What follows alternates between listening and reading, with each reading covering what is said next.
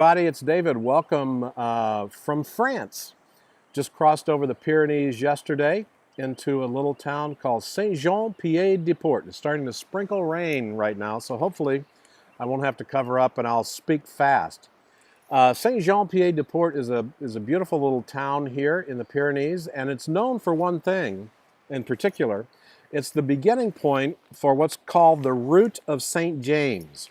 And the Route of St. James, the Camino de Santiago, is a pilgrimage that legend has it that the Apostle James was dropped off here from Jerusalem and walked all the way across Spain, which is 500 miles to the coast on a pilgrimage. And so each year, about 200,000 people walk 500 miles across Spain to the western coast. And this is where they start. They start here in France and walk across Spain. So beautiful, beautiful little town. I wanted to review lesson 3 and then talk about lesson 4 coming up. So let's get started before I get dumped on too much here. Discussion this week, I asked for your top 5 of the Spears servant leadership characteristics. I won't talk too much about those, but I put mine in there, and I put mine in there for one reason. I believe sometimes before you get started in servant leadership, you have to set a foundation. And so the traits that I selected were foundational traits in my view versus developmental traits. And so some of the traits that you can develop later, I believe, have to be built on a firm foundation. And the ones that I put there, I thought were foundational traits. So I'll be interested to see the ones that you selected this week. The first application talked with Colleen Barrett on the triple bottom line at Southwest Airlines. And to me, that's very important. It's something you don't see a lot today, where it actually starts with the employees.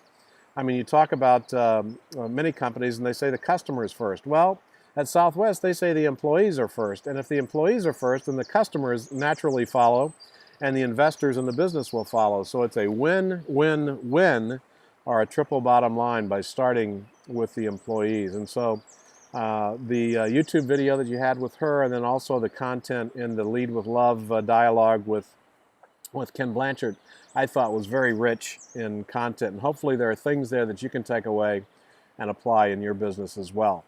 And then the second application dealt with the Department of Motor Vehicles. And I think that whole thing is summed up in one statement that was made by the director of the Department of Motor Vehicles.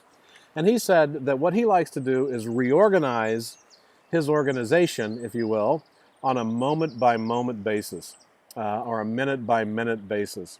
And so if you think about that, it requires a lot of things that are uncomfortable for certain people today, but he's very comfortable in doing that with his people because he's trained them, he's cross-trained them, and they're ready for it. And so servant leadership has that level of foundation that you can, if you have the right attitude, the right approach with that, reorganize your department moment by moment. Think about that. We get scared with a reorganization every 2 years. He does it every minute, right? And so I thought that was very compelling. That was lesson 3. Lesson 4 this week in the discussion board talks about a video that I think is very, very rich. And the Italian gentleman who's in there, I think you're going to like. I think you're going to like the message that is being in there as well.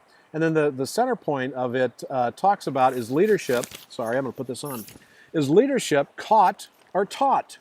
And there's a brief video in there from Warren Bennis that I think will be important for you to take a look at.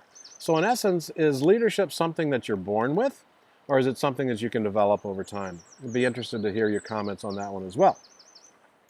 The memo exercise this week focuses on why. Why is your organization moving to servant leadership? This is another one of those that unless you are very, very clear to your people on why you are making the move to servant leadership, they're going to come up with it themselves. And their thought may be different than your thought. And so just make sure that you're incredibly clear with why the organization is moving to servant leadership and that you communicate it appropriately as well. And then the application this week is a little heady, and it talks about moral viruses and things that can come into play as you begin to look at implementing servant leadership in your organization. There are things that can inhibit a movement to servant leadership. And so you'll need to take a look at those and provide some degrees of explanation there, because again, this just isn't going to be peaches and cream and everything's going to be easy as you try to move to servant leadership. And so my hope is that you see how all of these are tied together. You talk about leadership components, you see why you're moving to servant leadership, and then you begin to understand some of the complexity that will happen as you move towards that. All right? Hope you're having a good day. It's not supposed to rain tomorrow, but I wanted to go ahead and get this video in today so that I can get it posted and you all can see it. So, good day from Saint-Jean-Pied-de-Port in France, and I will talk with you soon. Take care.